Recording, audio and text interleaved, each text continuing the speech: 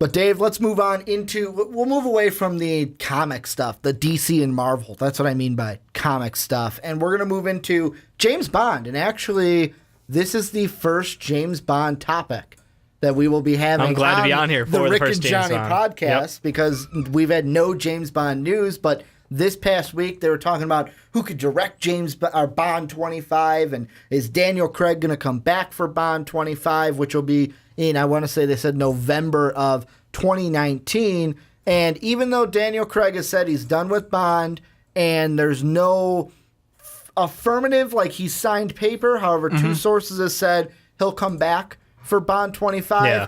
I kind of wanted to have this conversation of who would we like to see, or who do you think would be or could be the next Bond, whether that's in Bond 25, whether it's the next Bond, because I'm looking at an article from GameSpot.com, and they spoke to Cara Delevingne, who me and Johnny talked about in the Valerian review. She was also in Suicide Squad, also in Paper Towns, and she had been quoting where she was on BBC Radio 1, and they were kind of talking about rumors of like her being a Bond girl, and she basically said, I'm trying to be James Bond.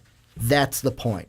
And she went on to say, everyone's saying I'm meant to be a Bond girl, but I'm like, no, I'm working on the James Bond aspect first. I wouldn't mind being a Bond girl, but I'm going for James, end quote. And that kind of got me into thinking, first off, could we see a Cara Delevingne or a female James Bond? And then who would you like to see as James Bond in the future after we're done with Daniel Craig, whether it's 25 or beyond? Right. No, I mean, I think that she could be in the running for it, but it's a very long shot. Like, the thing about Bond is, I mean, it's an old story, it's old spy, like nostalgia noir, and it's fantastically written, and it's been, kind of rewritten and tuned over the years to fit with the style.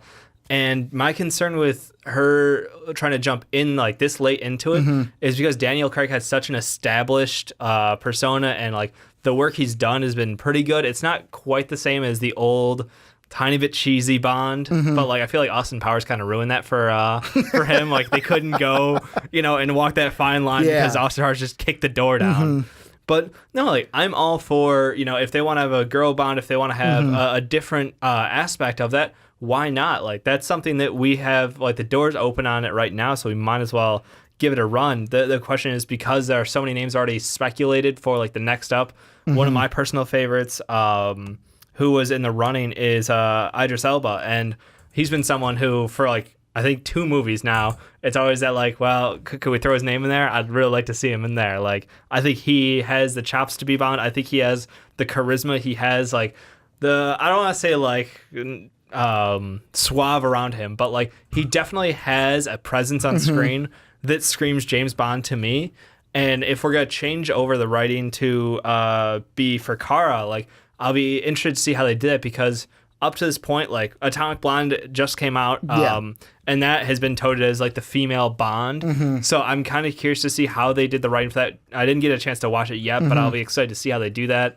Salt was rewritten for Angelina Jolie a couple years ago, and again, it's not the end of the world to rewrite it for a woman, which I like, because like we shouldn't just core enough Bond to be only guys. Sorry, like that's how we're doing this. And we're also seeing that, I know that me and you talked about it before we started recording a bit, because I wanted to get just off camera what you felt about it, because you're kind of the more Doctor Who guy than I am. But even Doctor Who now is kind of breaking that barrier of now having a female doctor in that too. Absolutely. And I think a lot of it goes into how they are going to like introduce the character, how they're going to manage it, because I don't want it like shoved down my throat, and I think it should be something that you don't even have to mention. It's just, it is what it is, and you don't need to play it over the top to be like, oh my God, look, a woman doctor, a woman Bond. Like that, I feel like that would kind of make it feel ingenuine. Well, and I mean, the thing that you even brought up before we started recording was the fact that even in the Daniel Craig Bond movies, we've kind of gotten where they've even mentioned to where it's like, it's not, Bond isn't a title that it's like, you are now 007. It's a family thing. So like his son could become a Bond, his future grandson could become a 007 or James Bond, to where it's a title or a daughter that is given to a family member, rather than like, well, James Bond has died. 006, you're now up. You're 007. Right, and that's the thing is like they kind of demystified that a little bit with the gravestone scene at his family home from like 2 movies ago, 1 or 2 movies ago. It was in the Daniel Craig series though. So like as much as I like Daniel Craig and I like the idea of like Bond being like this just unknown plug and play assassin that gets put in to be the MI6 guy, the problem solver, like. The way they played it for that is, yeah, it's a family name. But here's the great thing about Bond. There's no continuity between actors. Like, from the Timothy Dalton days, Sean Connery, to Daniel Craig to Pierce Brosnan. There's no continuity of characters, of, like, the world itself. It's just in its own bubble. So I think that if they wanted to make it, just a title, they absolutely are entitled to. And I think that could be a route they go. So... Personally, for me, I don't care if it's one way or the other. I just want to see Bond go away from the super action hero-y kind of stuff we saw in Daniel Craig, maybe back to some of the more interesting stuff with like Pierce Brosnan or like not as hammy as Sean Connery, but up the same alley. Well, and that's why to me it's one of the things where if let's say Delevingne becomes the next James Bond, where it'd be awesome to not. It'd be awesome now because on the other side, you know how we get like who's the Bond girl? Now we get the Bond hunk. Yep. Or the Bond right? Is that that's I want to say Hulk. Yeah, like, no, hunk. Let's go hunk. Not the Bond Hulk. He's not going to be green and getting him angry. But if Delevingne becomes Bond, they could keep, if they wanted to, they could keep it to her. Oh, this was Daniel Craig's Bond's daughter, and we're going to keep that. For the first time, we're going to have continuity between 2 Bonds. Or if they wanted to, let's say one of the actors you threw out in Elba, where I kind of feel like this is a side note for me with Elba. When it comes to Bond, because I know before Daniel Craig, he was in the running for that. How many great movies do we have to put Elba in before we let him be Bond? Like he's Heimdall in Thor. He's going to be in The Dark Tower that comes out later this year. He was in Zootopia. He's in Star Trek. You're talking great movies. You mentioned Zootopia. He was in The Jungle Book. Like there are these roles that he's in, and it's like, wow, I know who that is. And like even as Heimdall, he's been in not just Thor, but Thor 1, Thor 2, Avengers. He's been in these other movies. He's also been in Pacific Rim. Yes. And it's like and that his gravitas on the screen in Pacific Rim was just like, oh my God. How many movies do we have to give him before we're like, fine, you can go ahead and be James Bond? Because I think if there's like, we're talking about the first female James Bond. If there's going to be the first African American James Bond, Idris Elba is the one that I want being James Bond. I absolutely agree. He's and just for some context, some of the other guys that have been thrown around as potential Bonds,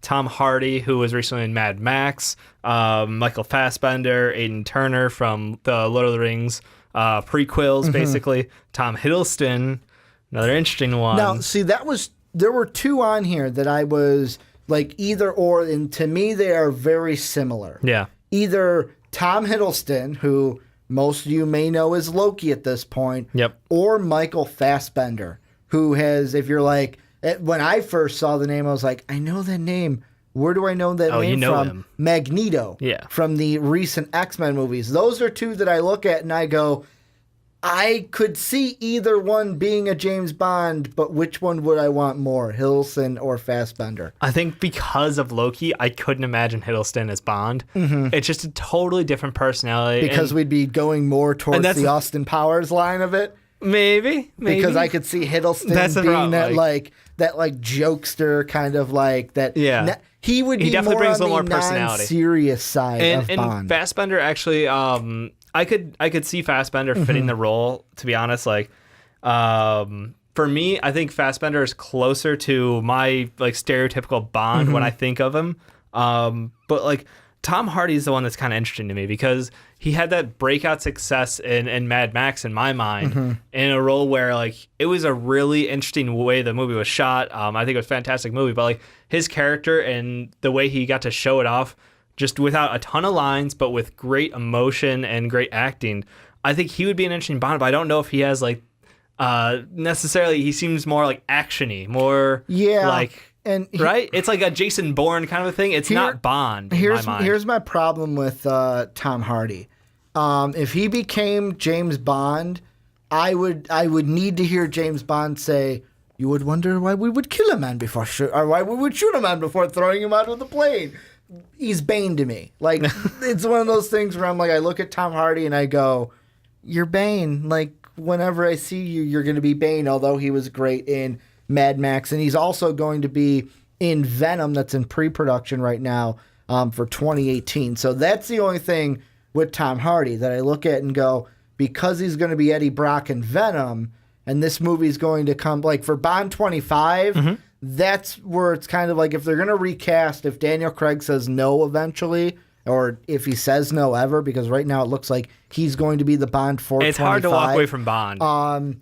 If he says no, then I would throw Tom Hardy's name out for 25 just because of that Venom movie. Right. Unless he can film both at the same time or work it out. But to me, if I was going to give my top 3 of ones that I would want to see, and I'll just throw Cara Delevingne as an honorable mention only because I would like to see a female Bond. I don't know if Bond is, if like MGM and that is ready for the female Bond role. If they're ready to take that jump like they did with Doctor Who in that. But if I'm looking at the other ones, Elba's my number 1.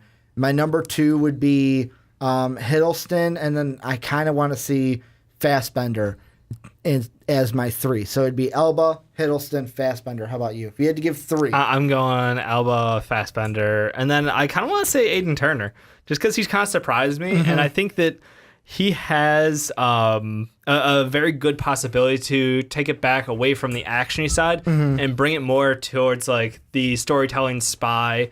And I just think that, again, this is it's not right or wrong. It's just as far as the Bond movies, I feel like they've lost some of what made them fantastic because of all of these other, like Jason Bourne was like the American Bond, and like so many more action movies have kind of marginalized what made it special. So I want something to take it back to what it was once and bring that back. And I think Aiden Turner would be a really interesting choice for that. Well, and to me, it kind of felt like maybe this is where we were in kind of like our childhood, where when we grew up, it was like the Sean Connerys, the Roger Moores. Whoa. Those were in the past. Yeah, I'd say. But when we grew up, it was Pierce Brosnan was our Bond. Right. That was the Bond. Like growing up as a kid, playing GoldenEye, being like, that was our Bond. And then we grew up like into 2000, 2001, Tomorrow Never Dies, and then The World Is Not Enough. Yeah. Like that's the Bond that we grew up with. Yeah.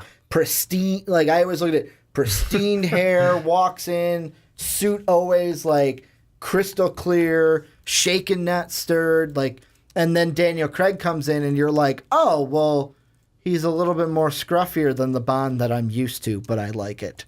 Yeah, exactly. And I think that, like, I don't want to, like, memorialize the old Bond movies because they were fantastic. They were cheesy, they were bad, but, like, they were super enjoyable. Yeah. And they were good movies. So it's just, in our minds, I think that's where it is. It's just stuck in a point in time to, like, that's my Bond. That's what I'm used to. I think Daniel Craig, fantastic actor. I think he's been a good Bond. Probably, like, my number 2 Bond. But it's still... I think it's time for him to move on. I think Bond 25 is a great starting over point too, because it's kind of like that's symbolizes the 25th. It symbolizes a kind of a natural break in it, and I think the storyline, the way it ended with Daniel Craig in the last movie, is a great jumping off point. I'm not sure what they would do. There's a thing with Bond though, like you can always just write some new drama. It's so easy to jump off from. Too. They never will have the problem that we see in the DCU, what we just talked about, where they need some thing to reboot because they can just say, well, nope, new Bond, and we're moving forward. And the one example I wanted to throw before we ended is kind of like whenever I talk to my dad about James Bond and we talk about Daniel Craig, we get on the topic, and my dad always goes, oh, he doesn't seem like a James Bond to me. He always seems like a Russian spy. But that's because my dad is, 30 years older than we are, and he grew up different Bond, different than us, and it's like you said, whatever era you kind of grew up in, that is your Bond, and that's the one you kind of associate with. But I want to push the conversation. Well, not push it. I want to throw it onto you guys. Who do you want to see play Bond in the future? Bond 25, do you think Daniel Craig will come back? And really the two that are the main important one that I want to go is Do you think we're ready for that groundbreaking one? Either like a Cara Delevingne being the first female Bond or like a Elba being the first African-American Bond. Let us know what you guys think down below in the comment section.